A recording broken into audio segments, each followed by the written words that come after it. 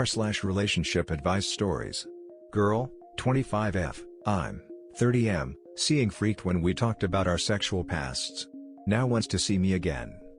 Torn. NSFW. About 6 months ago I got out of a 5-year relationship with my ex-girlfriend. It was amicable. Ultimately she didn't want kids, I did. It was drama-free and we're still friends.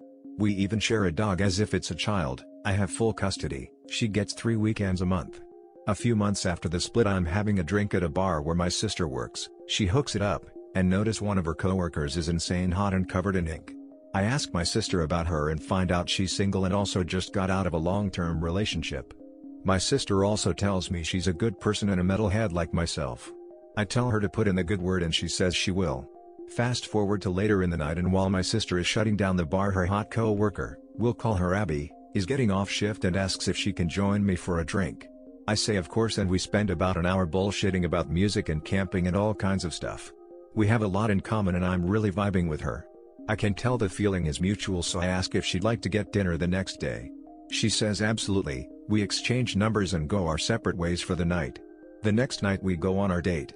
The conversation is great and nothing feels forced. We're laughing and telling each other funny stories from our pasts and just overall having a good time. We end up back at my place. One thing leads to another and we're making out on my couch. Things got hot and we ended up going down on one another, no sex, and I'll just say it was fucking awesome. Probably the best blowjob I've ever received. We make plans to see each other again and she goes home. This continued for about 2 months and everything was going great. The last time we got together I cooked her dinner at my place. We're a few drinks in, not drunk at all, and eventually the topic of kinks gets brought up. She tells me she enjoys DS roleplay and enjoys both roles equally. I tell her that's great because I'm literally the exact same. We start talking about our past experiences and what sort of play we like, whips, restraints, collars, plugs, Ds/denial, we covered it all, and I'm thinking I just hit the fucking jackpot and found a fellow freak. I figured if she's this sex positive she must be pretty open-minded, and I tell her that I've had a few experiences with men. She goes silent and asks me to explain. Her tone changed dramatically. I was somewhat taken aback by the sudden change and told her that I've been with 3 men. 2 dudes one-on-one a few times each.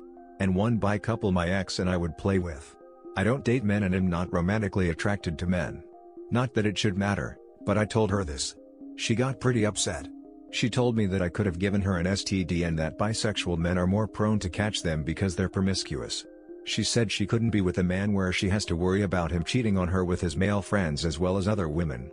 She asked if when we were fooling around I was thinking about men. She asked if I'm secretly gay. I was stunned. I didn't say anything. I know I don't know her that well. But I was still really surprised given what I did know of her. Sadly, this is the second time this has happened. The first time I was fucking pissed and got all upset and worked up over it. This time I didn't have it in me to get fired up. I wasn't sad, or upset or sorry for myself, I was just disappointed such a promising relationship was ending before it really began. I told her I didn't think it was something that would be a big deal and I apologized for not telling her before we were intimate, maybe I should from now on? She was about to say something but I stopped her and told her I think it'd be best if she just left. I didn't want to hear anything else she had to say because I was starting to feel the anger rise. She gathered up her shit and left. The next day my sister comes over early in the morning and says she and Abby talked. She gave me a hug and said she was sorry and that she's as shocked as I am. I told her it's okay, that I'm a big boy and life will go on. And now for the comments. She admitted that she was wrong, apologized, and asked for another chance.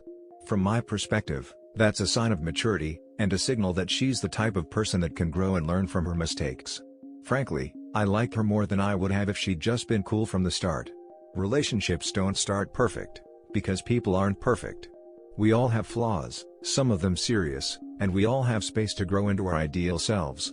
It's hard to find someone that can put up with all of our individual shit, see us for who we are, and still love us. I say give her a chance. What's the worst that can happen? She kinda sucks, and you move on. The best case, though, is just so much better than the worst case is bad. Now for the comments. Some people grew up in intolerant circles or were actively inculcated with very different beliefs. If she'd just never been in the position to challenge them before, maybe she reacted out of conditioning, and now she's had time to learn more. It sounds worth a second shot. Now for the comments. I wouldn't give too much importance to her first reaction. It wasn't nice at all, I understand your feeling. But everyone have their own prejudices and she showed capacity of overcoming hers. Surely you don't believe yourself so morally superior to the point of seeing oneself as free from such thoughts. Also she wasn't expecting what you said and maybe it violated some part of her belief system or expectation. Actually, I believe, the fact that she made Ko not the a whole CT and was open about how she felt and how she pondered about it, gives her some value. She's able to rethink a position and admit she changed her point of view. That's quite rare. People are usually entitled and aren't willing to accept others about whom they initially felt different about. But, that's just my opinion. She seems like a very nice girl, you two get along well, you would be spoiling something good for a problem that can be summarized as overthinking, in the head of you both. Now for the comments. Okay, there's a lot to unpack here, but here comes my opinion. Her initial reaction was uncalled for. It's essentially attacking you without thinking about what she's saying. However, I feel like there are plenty of people that will spout off their knee-jerk reaction and then reflect on it later and realize they messed up. My advice is to communicate with her that you are a person, not a unicorn. Your past isn't there to turn her on or make her feel holier than thou, it is just what it is. If you find that you feel her apology is sincere, and you two continue to click like you have, all systems go. If you feel like she's faking it or just trying to check something off her bucket list, set her sail in another direction. Unfortunately, to get either answer you'll have to communicate with her, not Reddit. You may wind up with some more sting, but as they say, unhealthy coping mechanisms and all that. Much love, brother, good luck. Now for the next story. I, 32/M, overheard my wife, 31/F, telling her friend that her crazy psycho XB/F is back in town. I wasn't spying. I was cutting the grass and stopped to have a drink. She was on the phone and I overheard her. Basically her ex is back in town. He tried adding her on FB and she accepted. She'd been talking to him and feels he's changed. He wants to meet up to apologize for all the horrible things he's done to her. She thinks he's sincere and is happy to forgive. Her XB/F is a genuine crazy monster. She had a restraining order against him after I convinced her. We were all afraid he might end up murdering us. We were that scared he would. He was that much of a monster. Have I mentioned how abusive he was to her? This was 9 years ago. We haven't heard from him since and I've forgotten about him. I confronted her about this and voiced how concerned I was. Honestly, I told her I felt it was a betrayal and she should be open with me. This isn't some old flame, this is a guy who threatened to murder us. He told her that he'd absolutely murder me to show he truly loves her. She acts as if it's no real big deal. She's more upset I spied on her and she claims he's changed and isn't a monster anymore. Yeah, sure, once a monster always a monster. I refuse to believe he's reformed. Not one fucking bit. If he's reformed he'd stay away from her and cut off all not the a whole CT. She admits she wasn't going to tell me. She didn't want to add to my stress and it doesn't involve me. He was the abusive to her, not me. I barely even met him. She dated him for years. This is closure for her, not me. I don't really know what to do. I do not believe he has good intentions. I do believe there is a good possibly he may wish to harm me or her. I can't really find out. I don't have Facebook and is private. Now for the comments. There is a story on here and YouTube about a guy's wife went back to her ex. Almost word for word. He found out because the ex beat her and put her in the hospital. Her not telling you and willing to do this will lead to bad things. Now for the comments. I am sorry but your spouse is being naive, insensitive, and reckless. Please go to the police station ASAP with a copy of the old restraining order and talk to an officer about what is going on between your wife and her ex. Get the officer's card and advice. There is absolutely no reason for her to meet with him. The fact that she was willing to withhold this information from you clearly demonstrates that her ex still has control over her and that is what he wants. I would let her know in no uncertain terms right away that the choices you both make affect you as a couple and if she engages her ex in any way you will never be able to trust her to have your family's safety and best interest at heart. If her ex wanted to see your child would she oblige to that too and not tell you? The choice is hers: 1. Appease her abusive ex, assuage his feelings, and risk losing everything you have accomplished together sneaking away from your home to honor her ex's demands, or 2. Block all lines of communication with her ex and commit to honoring her marriage vows and personal safety. You have some hard decisions to make too because she has a trauma bond with him that allows him to manipulate and access her and that makes this triangle dangerous for your life and future. Check to see if she has a new insurance policy on you. She can't love and respect you well because she does not love herself or really know what love is at this point. If you don't adamantly put your foot down on this and be willing to walk away, she will never respect you. Now for the comments. Not sure what to tell you to do here, but I empathize with you. It takes a lot of time and effort to distance yourself from a psychopath. Getting back in not the hole. CT is like erasing those 9 years of progress. The fact that your wife intended to hide this from you, and was even considering meeting up with him, absolutely indicates that he still has a grip on her and is influencing her thoughts and actions. I feel like an ultimatum is in order here, although the outcome will be dramatic either way. Now for the next story. I am being harassed and could use some advice, please. Should I block or talk? My 26 meters, recent ex, 24F, that I ended things with recently decided to reach out to my crazy ex, 26F, from 4 years ago. I'm not sure why, maybe because I haven't been responding to her. She knew I did not like her but she didn't know why. The ex from 4 years ago, faked pregnancy, had her friends harass me on social media, banged on my college dorm at 3 a.m. countless nights so I couldn't sleep, harassed my friends, insulted me in person and via text, and spread false rumors about me after we broke up. My recent GF I met 8 months ago is much sweeter and kinder. We ended things recently because I did not trust her and we are long distance now. Yesterday, I get a text from my old crazy ex. It is a 2-page PDF. In it, it says that the two exes have been in not the hole. CT, they call me names, say fuck you, call me narcissistic, say I'm emotionally abusive, and threaten to publicly defame me so other girls don't have to deal with me on social media. It's clearly written by the old ex. The new ex is now following old ex on all platforms, has sent me long messages that I have not opened yet. I can't believe she would go and reach out to my old ex. I am heartbroken, sad, and feel like the new ex is being fed false information about me. I am scared genuinely for my not the hole. Health, safety online and in person. My recent ex messaged me similar to what the old ex said, clarifying she isn't spiteful, just hurt. I sent a final message saying I love her, I cared for her despite the lie my old ex put in her head and that unfortunately it is best if we don't communicate anymore and am sorry for your pain. I then removed her from all social media. She called me and texted me to call her. Then she said it is important that we talk, but I understand if you don't want to or can't. I don't want her in my life anymore and want to heal. Should I block her or send I no longer want to talk and I wish you the best etc. for closure and finality, then block? Will that make things worse? Any help please, I'm not doing well. Now for the comments. Delete and block. Do not waste time on either of them. The old ex needs blocking as well if she can still text you. If it doesn't work, change your number and then neither can not the hole. CTU. I, personally, wouldn't send back a final message as it just leaves room for her to then also reply again. You've already told her you don't want to communicate with her anymore. Be strong. Now for the comments. They are doing this to get you worked up. If you respond, they'll know it's working. Block and ignore. They have threatened you, don't negotiate with terrorists. You cannot trust your recent ex after that. Also, given that your recent ex and previous ex have been in league with each other, this attempt may some kind of ruse. You could be accused of assault or worse, and by being in the same place you'll lose any alibi. Now for the next story.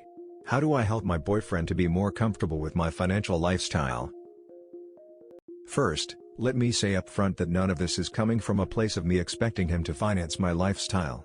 I told him from day one that I don't expect him to pay for things that I consider me things, hair, clothes, spa, etc., nor do I expect him to pay any of my bills. By way of background, I, 33F, come from a very privileged family. I work a high-paying job, and if I really wanted to retire or take a very long break from working, I can do that without any impacts to my lifestyle. It wasn't always like this. When I was young, I didn't even have my own bed. My parents worked 6 jobs between the two of them and eventually started an outstandingly successful business. I remember what it was to struggle, and I am acutely aware that the norm that I live now is not the norm for most people on the planet. I try to always be mindful of that. My boyfriend's 30 meters background is the exact opposite. His family struggled all of their lives, and he has shared a few heartbreaking stories, such as his dad collecting soda cans to make sure he had lunch money for school. My boyfriend worked very hard, went to college and post-grad, and is in a very good career in his field. We have been together for almost 2 years, and over that time I have noticed that he has certain reactions to money and wastefulness that sometimes makes me worried about the long-term prospects of our relationship. The first time it happened, he was angry at me because I did not cut open the tube of toothpaste to get the very last scrape of it. My boyfriend, who never gets angry, was screaming at me over it. I was so taken aback by his reaction that I had to leave the house for a few hours to process his reaction. Another time, I was craving takeout and I decided not the whole. Lily ordered an extra appetizer that cost an extra $10. I shrugged my shoulders and just wrote it off as my mistake. He, however, went ballistic at me about the wastefulness of it. I couldn't believe that he was that upset about it because he wasn't even the one paying for the food, I was. Now that things have been opening up more, I really want to do a lot of the couple-wide date things that we missed out on because of COVID. However, I am growing more concerned that we will have to miss out on those things because he isn't comfortable with the costs.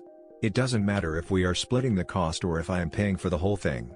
There is an annual event in my city that I go to every year that I really want him to experience, however it is costly.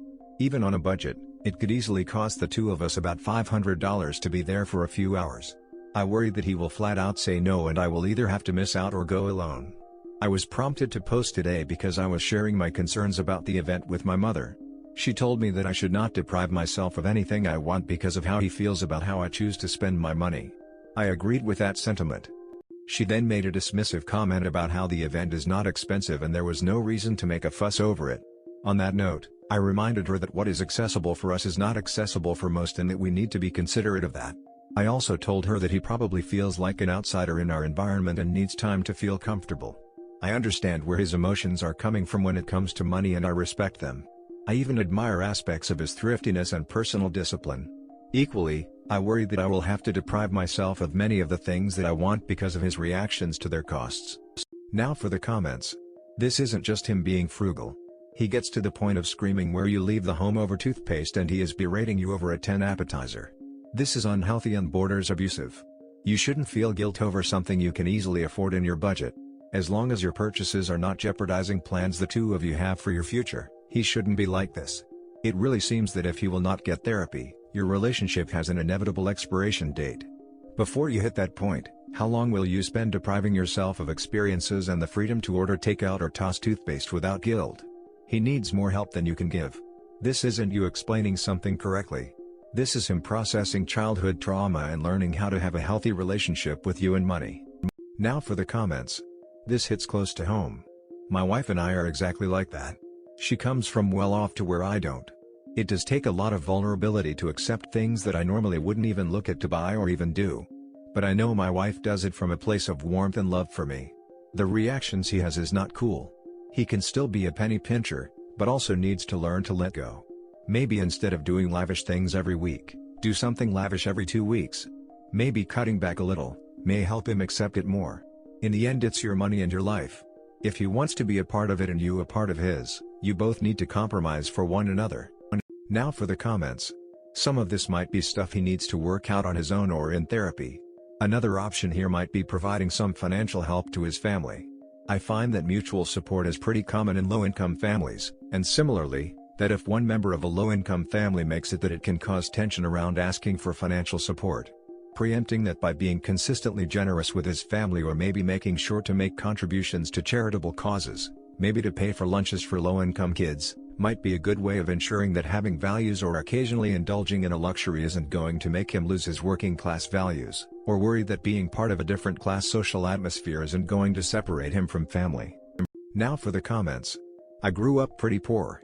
As an adult, still pretty poor compared to some of my friends. We had to finally come to some compromises on outings, etc. A weekend trip to some exotic locale was beyond my comfort zone, but the smaller dinners, trips or outings, they would help subsidize it.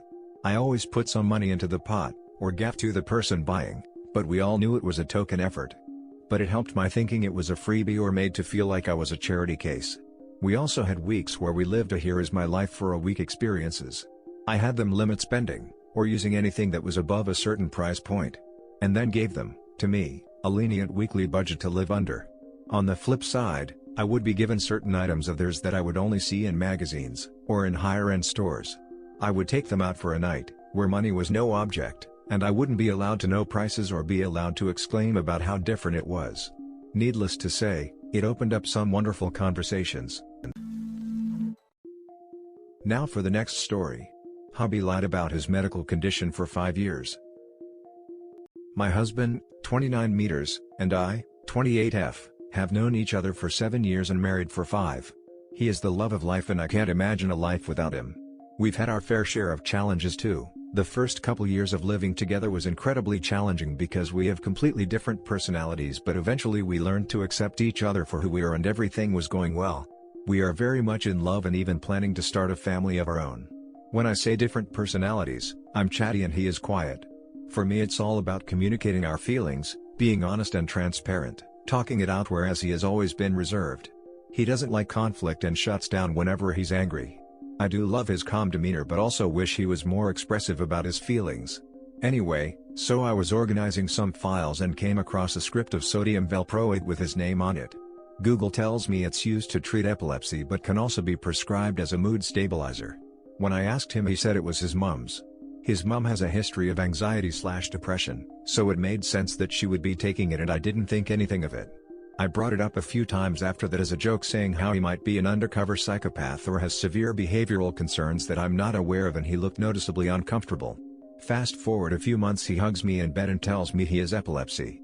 He has been taking this medication as teenager, apparently had a few episodes of seizures and passed out at school/family events. He voiced being embarrassed by this and therefore kept it a secret from everyone. His parents and siblings were also aware but thought it would bring shame to the family, so kept quiet. More importantly, he said he would lose his job/career that he worked/studied so hard for if he reveals his condition to his colleagues. Apparently there will be restrictions placed on his driving and that is a necessity in his job. He reassured me that it's well managed and he hasn't had an episode in years. He apologized and I've forgiven him, but can't shake the thought how if I hadn't found that script I would have never known. We've been living under the same roof this whole time and I had no idea he was taking medications daily, and I wonder what else has he kept from me. I packed our suitcases when we went on honeymoon/holidays and never once seen any tablets or saw him take one.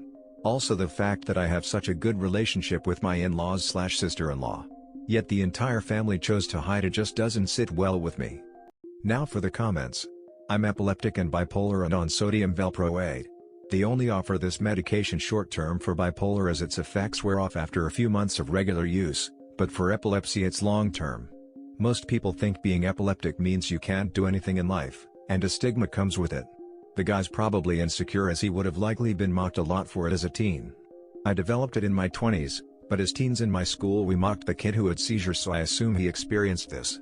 Being that kid is never cool and those things follow you, me not the whole Lee throughout life. He probably kept it from you just to protect himself emotionally. The meds require consistent dosing, X amount in the morning and X in the PM just before bed. So whilst he put in a bit of effort to avoid showing you this vulnerability, truth is, he would always keep them secure on his persons at all times. Likely in a wallet or something. As for his family keeping it from you, it's likely they never thought to mention it. My family don't even believe I'm epileptic after a couple seizures and an EEG, brain scan. If the seizures aren't active, it's likely they don't worry themselves anymore, because once you get on your meds and take them as prescribed, your odds of a seizure become minimal unless you stop taking them. Now for the comments. You do know why he has kept this from you, and you know why the family has kept this from you. Embarrassment. Now I am not going to judge whether or not this is something they should have been embarrassed about. But it is not uncommon for families to hide something embarrassing from someone they respect, even if you are a family by marriage. What do I find very sad is that your husband thinks that epilepsy is something to be embarrassed about. The fact that he is ashamed of something he cannot control, that's a medical issue. I feel bad for your husband. Can you imagine living your entire life being ashamed of it? Worrying about telling anyone outside the family of your deep dark secret? Even the women you love. Now, technically lying/not disclosing about pre-diagnosed medical condition is grounds for an annulment. So the law considers this as a very serious thing. What should you do? I mean, that's up to you. The law says that you are able to leave him since he hid a medical illness.